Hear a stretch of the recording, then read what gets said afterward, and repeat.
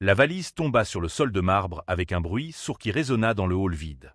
Elle se tenait là, face à l'homme avec qui elle avait partagé cette année de sa vie, tenant dans ses mains le test de grossesse positif qui aurait dû être un motif de fête. Mais dans ses yeux à lui, il n'y avait pas de joie. Il n'y avait que de la froideur. « Je veux divorcer. » 4 mots. Ce fut tout ce qu'il dit avant de lui tourner le dos et de marcher vers la porte du manoir qui, autrefois, devait être leur foyer. Le son de ses pas sur le sol italien importé résonnait dans la poitrine d'elle, chaque pas un coup plus douloureux que le précédent. « Tu ne peux pas être sérieux. » Sa voix tremblait, presque inaudible. « Je suis enceinte. De ton enfant. » Il s'arrêta. Pendant une seconde, elle crut discerner une hésitation, un regret, une ombre d'humanité. Mais lorsqu'il se retourna, son visage n'était qu'un masque d'indifférence calculée. « Cela ne change rien. J'ai pris ma décision. » Ses jambes se dérobèrent presque sous elle. Elle s'appuya contre le meuble près de la porte, ses ongles griffant le bois verni. « Pourquoi? Qu'est-ce que j'ai fait de mal ?» Il soupira, comme si la question était un désagrément inutile. « Tu n'as rien fait de mal. Ça ne marche simplement plus.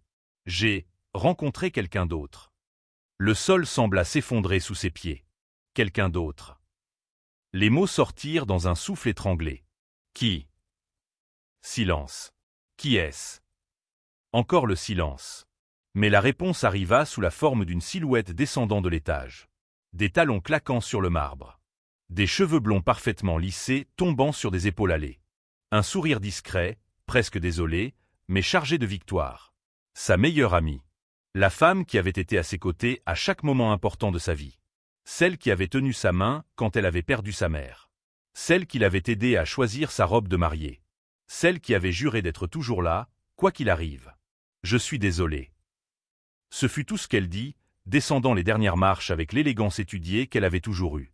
Ce n'était pas censé se passer comme ça. Le monde se mit à tourner. Les murs du manoir semblaient se refermer sur elle, étouffant chaque respiration. Elle regarda l'homme qu'elle aimait, puis la femme qu'elle considérait comme une sœur, et quelque chose en elle se brisa irrémédiablement. « Vous deux. » Elle ne put terminer sa phrase. Les mots se perdirent parmi les larmes qui finirent par couler. « Je ferai contacter mon avocat. » Il ouvrait déjà la porte, la mallette en cuir dans la main droite. « Les papiers du divorce seront prêts dans quelques jours. Tu as 2 semaines pour quitter la maison. » 2 semaines. Elle fit un pas en avant, l'incrédulité remplaçant un instant la douleur. « C'est ma maison aussi. » En réalité, non.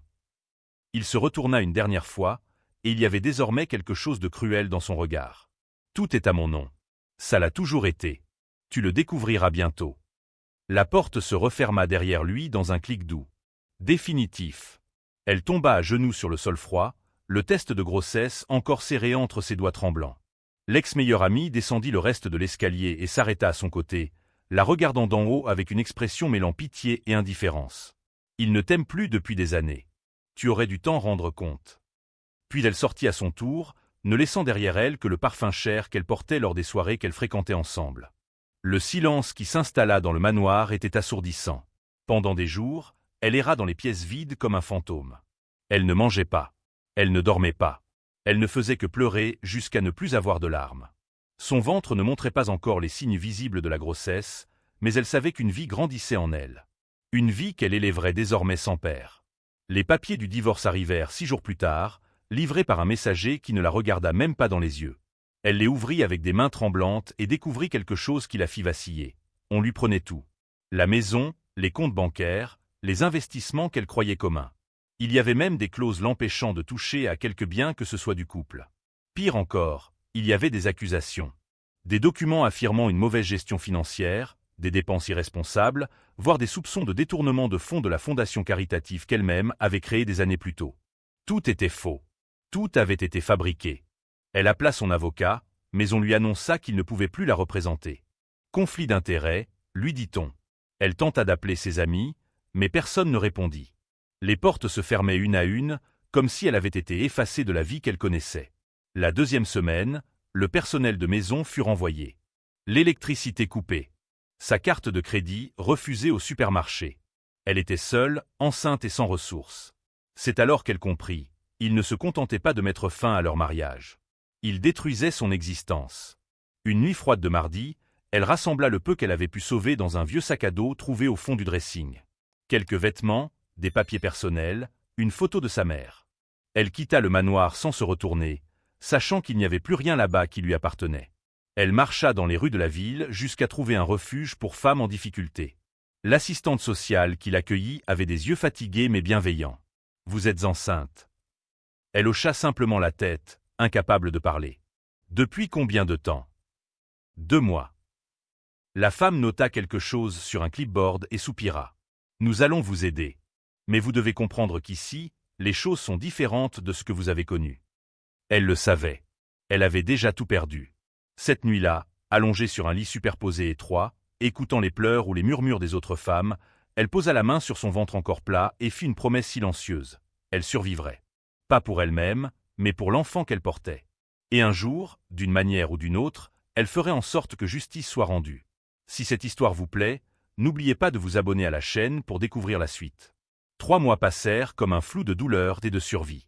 Elle obtint un emploi à faire la vaisselle dans un restaurant du centre.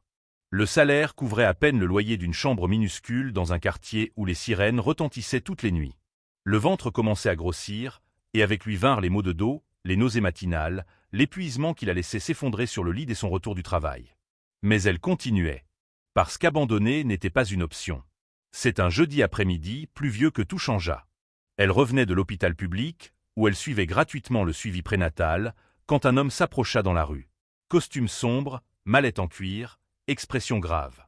Pendant un instant, elle pensa qu'il s'agissait d'un autre des avocats de son ex-mari venu avec de nouveaux papiers à signer, de nouvelles humiliations à affronter. « Nous devons parler. » Sa voix était basse, urgente. « Pas ici. Il y a un café au coin. » Elle hésita. Chaque instinct la poussait à fuir, mais il y avait quelque chose dans son allure qui ne semblait pas menaçant. Plutôt désespéré. 10 minutes plus tard, ils étaient assis à une table au fond d'un café presque vide.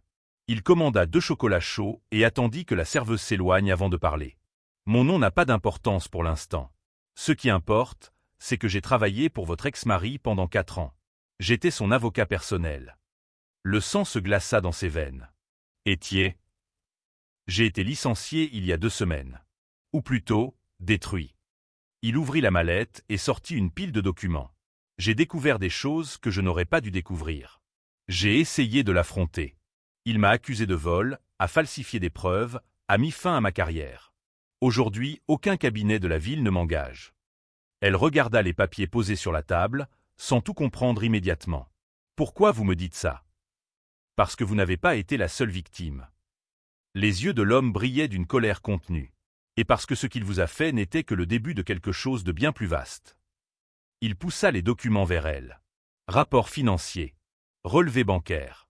Contrat avec des signatures qu'elle reconnut aussitôt, les siennes. Pourtant, elle n'avait jamais vu ces papiers de toute sa vie. Il a falsifié votre signature sur des dizaines de documents au cours des 3 dernières années.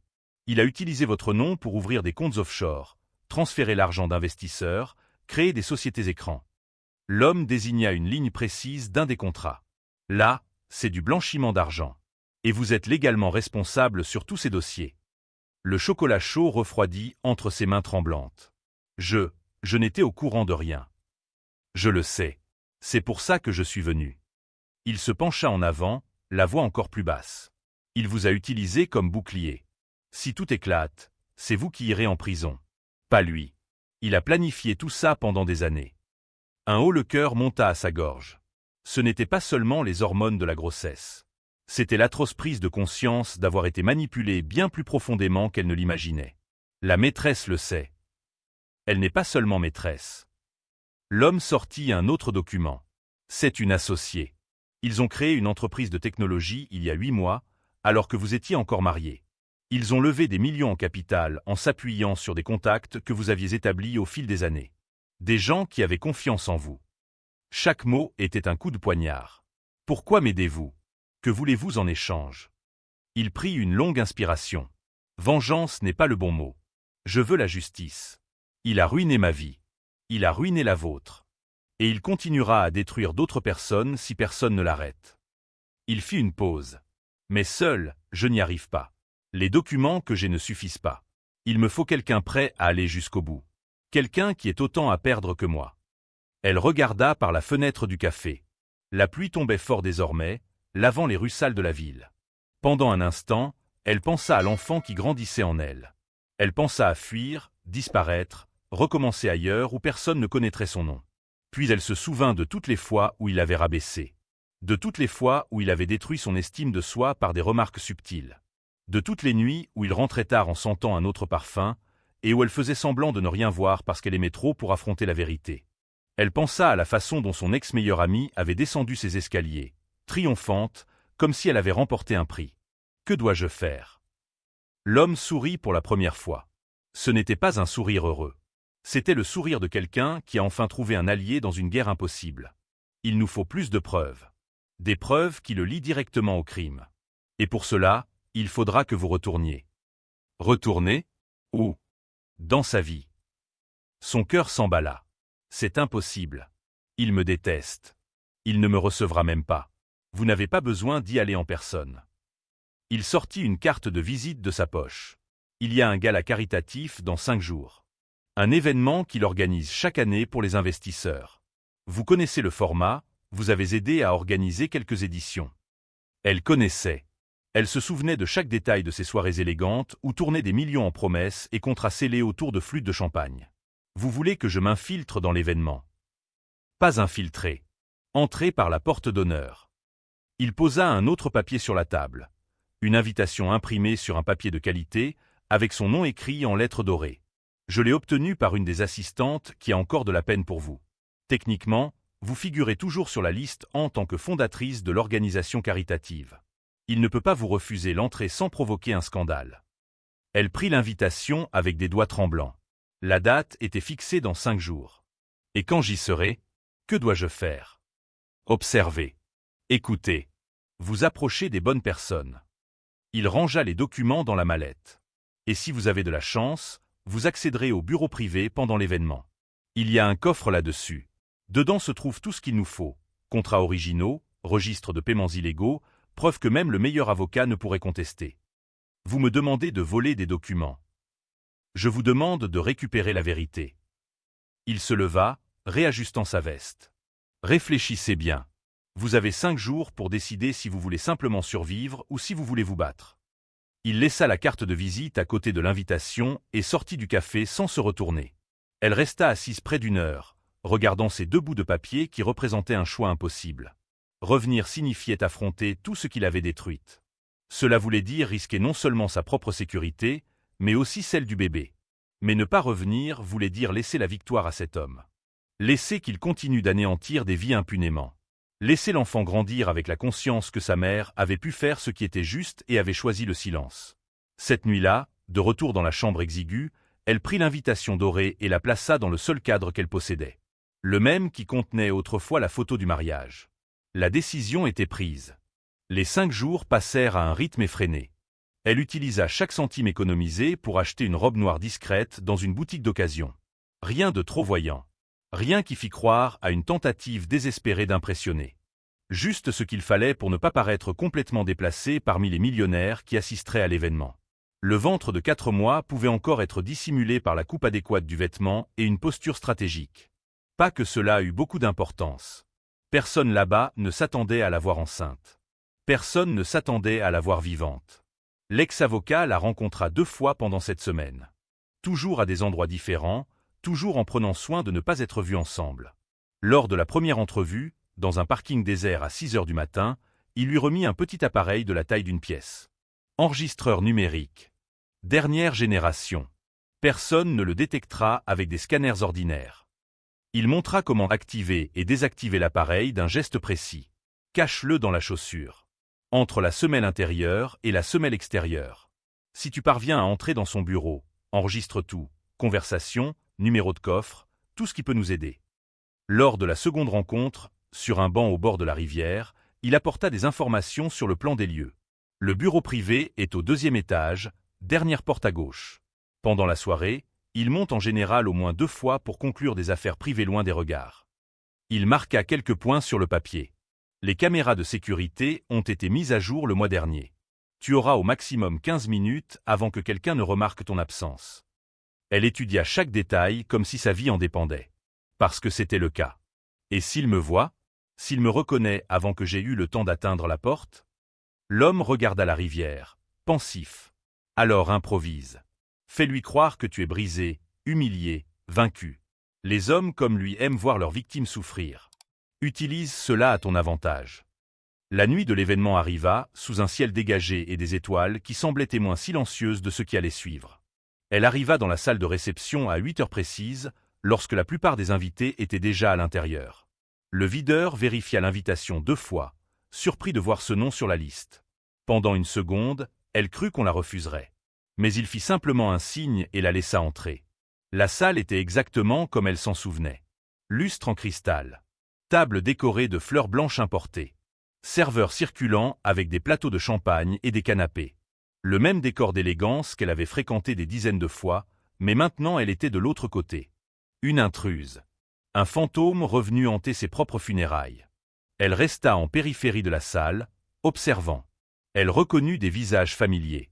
Des personnes qui autrefois la saluaient d'un large sourire détournaient désormais le regard en la voyant. Certains chuchotaient entre eux, la pointant du doigt discrètement. Puis elle le vit.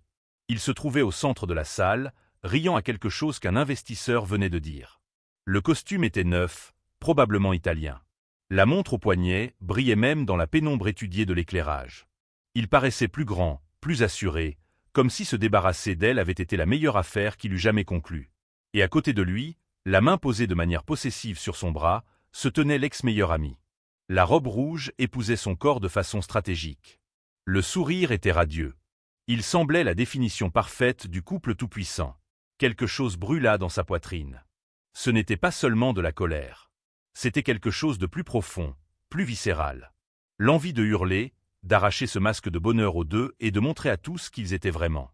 Mais elle respira profondément. Elle compta jusqu'à 10. Elle se rappela du plan. Elle alla d'abord aux toilettes, se verrouilla dans une cabine et vérifia l'enregistreur dissimulé dans la chaussure. Il fonctionnait parfaitement.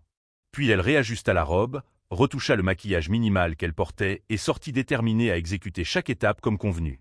La première heure fut la plus difficile. Elle circula dans la salle, écoutant des conversations, mémorisant des visages. Certaines personnes la reconnurent et montrèrent un malaise évident. D'autres l'ignorèrent purement et simplement. Personne ne demanda comment elle allait. Personne n'offrit de la solidarité. C'est alors qu'elle comprit, ils les avaient tous empoisonnés contre elle. Chaque personne dans cette salle connaissait probablement une version déformée de l'histoire. L'épouse problématique. La femme instable. Celle qui n'a pas su maintenir le mariage. Mais quelque chose d'inattendu se produisit. Une dame âgée, veuve d'un grand homme d'affaires qui finançait autrefois des projets de la fondation, s'approcha d'elle. Ses yeux étaient doux malgré son grand âge. « Je croyais que vous ne viendriez pas. Je croyais que je ne devrais pas. » Sa réponse sortit plus honnête qu'elle ne l'avait prévu. La dame sourit tristement. « Il a raconté à tout le monde ici que vous avez fait une crise nerveuse. Que vous avez dû être interné. Qu'il faut croire ces histoires absurdes à son sujet. » Elle fit une pause. « Mais je connais ce genre d'hommes depuis assez longtemps pour reconnaître leurs mensonges. » Elle sentit ses yeux piquer. C'était la première personne depuis des mois à lui témoigner de la confiance. « Pourquoi me dites-vous cela? » « Parce que quelqu'un doit le faire. » La femme posa une main fripée sur la sienne. « Et parce que j'ai vu quelque chose d'intéressant il y a 20 minutes. Votre ex-mari est monté à l'étage avec 3 hommes en costume. Les conversations importantes ont toujours lieu hors des projecteurs, n'est-ce pas? » C'était le signe qu'elle attendait. Elle la remercia d'un hochement de tête et commença à se diriger discrètement vers l'escalier. Chaque pas sembla résonner plus fort qu'il ne le devrait. Le cœur battait si fort qu'elle craignit que quelqu'un l'entendît. Elle monta lentement, comme si elle ne cherchait qu'un lavabo ou un endroit plus tranquille. Le 2e étage était désert, le couloir éclairé seulement par des appliques élégantes au mur. Elle compta les portes. 1, 2, 3. Dernière à gauche. La porte était entrebâillée. Elle entendit des voix venant de l'intérieur. La sienne, profonde et maîtrisée. 2 autres qu'elle ne reconnut pas. Ils parlaient de transferts, de comptes internationaux, de délais à ne pas manquer. Elle activa l'enregistreur et s'approcha, se tenant hors du champ de vision mais assez près pour capter chaque mot. Tous les documents sont signés à son nom. S'il y a une enquête, ça retombera sur elle. C'était sa voix, chargée de satisfaction. J'ai pris soin de couvrir chaque trace. Personne ne prouvera mon implication. Et si elle tente de se défendre? Qui croira une femme abandonnée, sans ressources, probablement assez désespéré pour raconter n'importe quoi. Il rit. Un son glacial, sans réelle humeur. Elle n'est rien. Elle n'a jamais été rien. Chaque mot fut enregistré. Chaque aveu, chaque détail. Elle resta là 10 minutes qui semblèrent des heures, enregistrant tout. Puis elle entendit des pas de l'autre côté du couloir. La panique la gagna. Elle chercha autour d'elle une sortie, mais il était trop tard. Une silhouette apparut dans la pénombre. Elle se prépara à être découverte, exposée, détruite.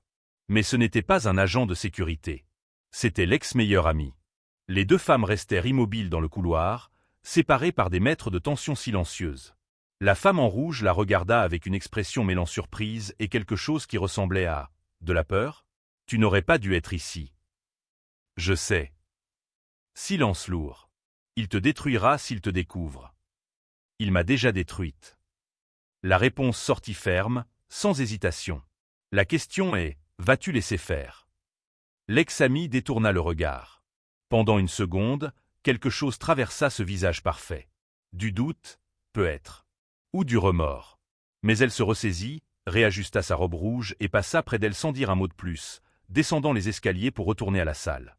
Elle resta là, tremblante, pendant de longues secondes avant de pouvoir bouger à nouveau. Elle désactiva l'enregistreur, le remit dans sa chaussure et redescendit l'escalier aussi vite qu'elle put sans attirer l'attention. Il lui fallait partir. Maintenant. Elle traversa la salle en ligne droite vers la sortie, ignorant les regards, ignorant tout. L'air froid de la nuit la heurta au visage comme un choc nécessaire. Elle avait ce qu'il fallait. Il était temps de s'en servir. La réunion eut lieu dans un cabinet d'avocats du centre-ville. Elle remit l'enregistreur à l'ex-avocat, qui le connecta immédiatement à un ordinateur portable et commença à écouter. Son expression changeait à chaque seconde. Surprise. Satisfaction. Quelque chose qui ressemblait à de la joie vengeresse. C'est de l'or. Pur or. Il rembobina certaines parties en prenant des notes. Nous avons une confession directe de blanchiment d'argent, de falsification de documents et de complot pour t'incriminer. Avec ça et les documents que je possède déjà, nous pouvons le faire tomber. Mais elle ne souriait pas. Le faire tomber comment? En le livrant à la police? Pas seulement la police. Il se renfonça dans sa chaise, les doigts tambourinant pensivement sur la table. Nous avons besoin de quelque chose de plus grand.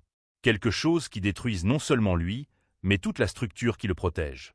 J'ai des contacts dans la presse. Des journalistes d'investigation qui adoreraient une histoire pareille.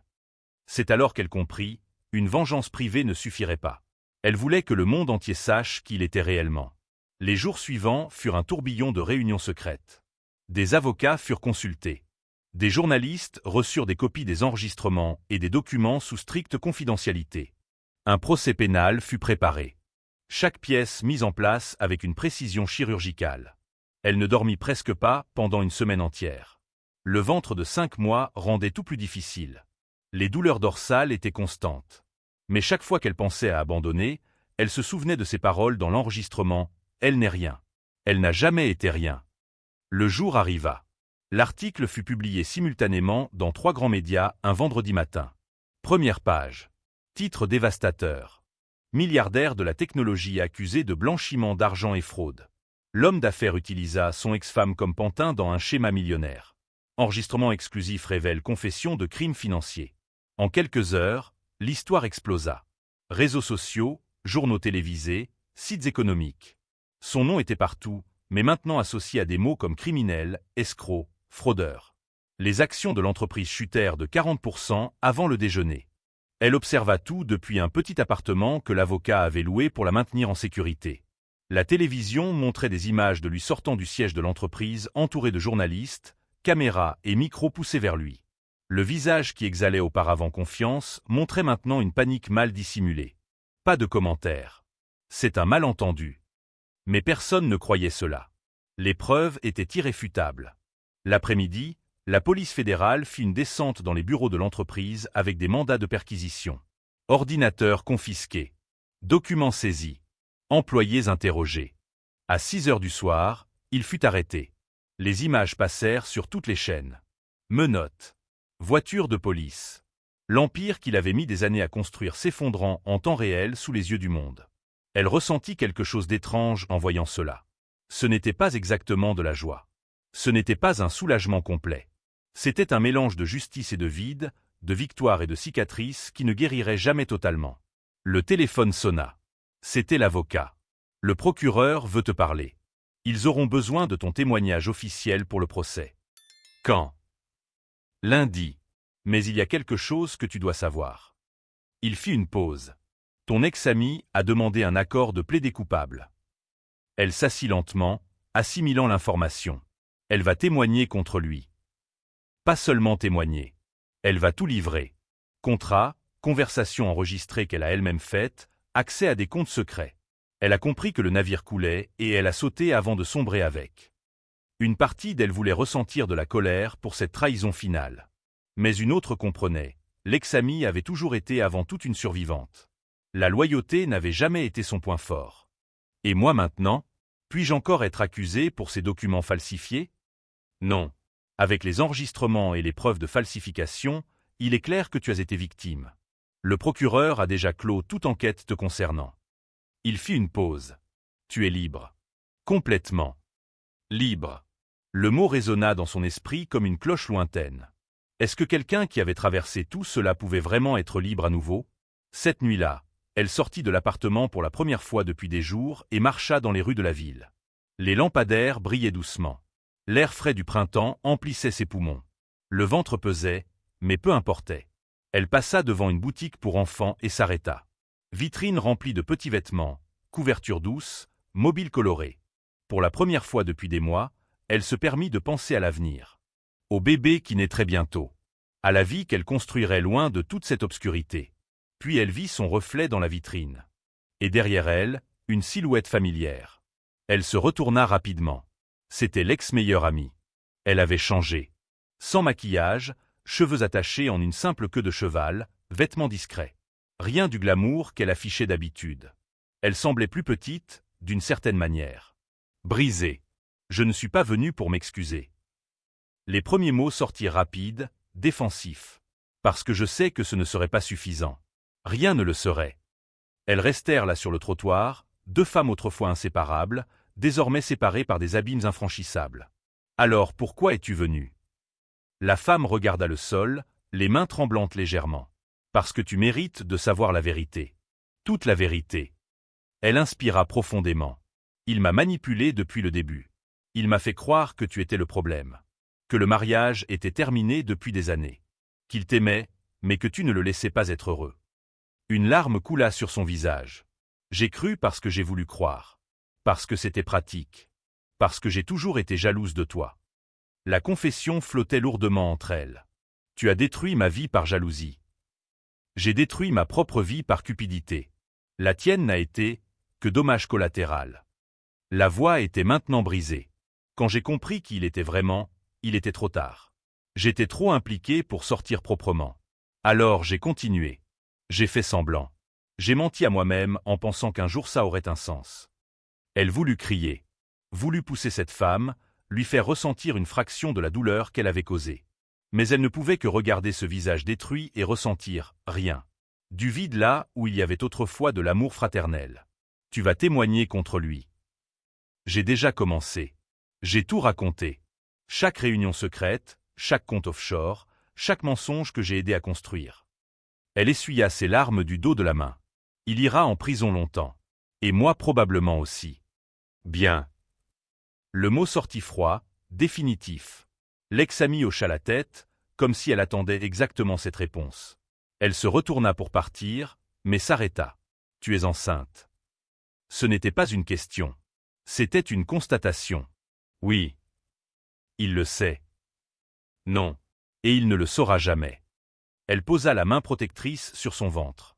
Cet enfant grandira loin de tout ça. Loin de lui. J'espère que tu seras heureuse. Vraiment. La femme commença à s'éloigner. Même en sachant que je ne mérite pas de ressentir ce souhait. Elle la regarda disparaître dans la foule nocturne jusqu'à ne devenir qu'une ombre parmi tant d'autres. 2 semaines plus tard, le procès commença. Elle témoigna pendant 4 heures d'affilée, détaillant chaque trahison, chaque manipulation, chaque document falsifié. L'enregistrement fut diffusé en entier devant le jury. La salle entière resta silencieuse en entendant sa voix confesser les crimes avec cette froideur calculée. Le verdict ne nécessita que 3 heures de délibération. Coupable. Sur toutes les accusations.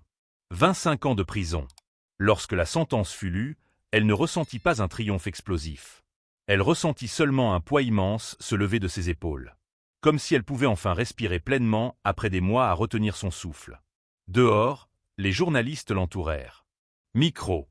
Caméra. Questions criées de toutes parts. Mais elle dit seulement une chose. La justice n'efface pas la douleur. Mais elle permet d'avancer. Puis elle monta dans la voiture qui l'attendait et partit, laissant ce chapitre enfin, définitivement, derrière elle. 9 mois après le verdict, par un dimanche matin tranquille, les contractions commencèrent. Elle se trouvait dans le petit appartement qu'elle avait loué dans un quartier calme, loin du tumulte du centre-ville. Loin des caméras. Loin des mauvais souvenirs. L'endroit n'avait qu'une chambre, un salon modeste et une cuisine fonctionnelle, mais il était à elle. Acheté avec l'argent qu'elle avait reçu dans le cadre de la restitution décidée par la justice. Ce n'était pas un manoir. Mais c'était un vrai foyer. Le taxi l'emmena à l'hôpital en urgence. Le trajet sembla éternel, chaque dos d'âne une torture, chaque feu rouge une provocation de l'univers. Mais enfin, elles arrivèrent. L'accouchement dura 7 heures. 7 heures de douleur qui effaçait toute autre douleur jamais ressentie. 7 heures où elle cria, pleura, maudit toutes et tous. 7 heures où elle pensa qu'elle n'y arriverait pas, qu'elle était trop forte, trop lourde. Puis elle entendit le premier cri. Aigu. Puissant. Vivant. C'est une fille. L'infirmière posa le petit corps enveloppé dans des couvertures sur sa poitrine. Elle regarda ce petit visage rouge et ridé, les yeux fermés, les poings minuscules serrés comme si elle était déjà prête à lutter contre le monde. Quelque chose en elle se brisa et se reconstruisit simultanément. Attendez. Le médecin avait une expression surprise. Il y en a un autre. Son cœur s'emballa. Un autre. Un autre bébé. Des jumeaux. Apparemment, l'un était caché dans les échographies. 20 minutes plus tard, elle tenait 2 nouveau-nés dans ses bras. Une fille et un garçon. Petits, parfaits, complètement inconscients du chaos d'où ils venaient. Les larmes qui tombèrent n'étaient pas de douleur. C'étaient des larmes de quelque chose qu'elle n'avait pas ressenti depuis longtemps. Quelque chose qui ressemblait à l'espoir. Les premiers mois furent brutaux. Nuit blanche. Couches changées toutes les heures. Cris simultanés qui la faisaient remettre en question sa santé mentale. Il y avait des moments où elle s'effondrait sur le sol du salon, trop épuisée pour bouger, et pleurait avec les bébés. Mais il y avait aussi les autres moments. Quand les deux dormaient enfin en même temps et qu'elle pouvait simplement les observer respirer. Quand la fille ouvrait ses grands yeux curieux. Quand le garçon saisissait son doigt avec une force surprenante pour quelqu'un d'aussi petit. À ces moments-là, tout en valait la peine. L'ex-avocat venait parfois lui rendre visite. Il apportait des provisions, aidait pour de petites réparations dans l'appartement, restait quelques heures pour qu'elle puisse prendre une douche correcte ou dormir quelques heures d'affilée. « Tu n'as pas besoin de faire ça », dit-elle lors d'une de ses visites, alors qu'il montait un berceau qu'elle avait acheté d'occasion. « Tu as déjà fait trop pour moi. » « Je n'ai rien fait de trop. J'ai fait ce qui était juste. » Il serra la dernière vis et testa la stabilité du meuble. « De plus, tu m'as donné quelque chose que j'avais perdu, un but. Après qu'il ait ruiné ma carrière, je pensais que je ne pourrais plus jamais pratiquer le droit. Mais son affaire m'a redonné de la crédibilité. D'autres clients ont commencé à apparaître. Des gens qui avaient besoin de quelqu'un prêt à affronter les puissants. » Elle sourit. Elle souriait rarement ces derniers temps, mais ces mots réchauffèrent quelque chose en elle. Alors nous nous sommes sauvés mutuellement. Je pense que oui. 6 mois passèrent. Les jumeaux grandissaient vite. La fille était bavarde, toujours en train de babiller des sons incompréhensibles mais pleins d'intention. Le garçon était observateur, calme, les yeux attentifs à chaque mouvement autour de lui. Elle trouva un emploi à distance comme consultante pour de petites entreprises. Rien de grandiose, mais cela payait les factures et lui permettait de rester à la maison avec les enfants. Peu à peu, la vie trouvait son rythme. Ce n'était pas parfait, mais c'était fonctionnel. C'était à elle.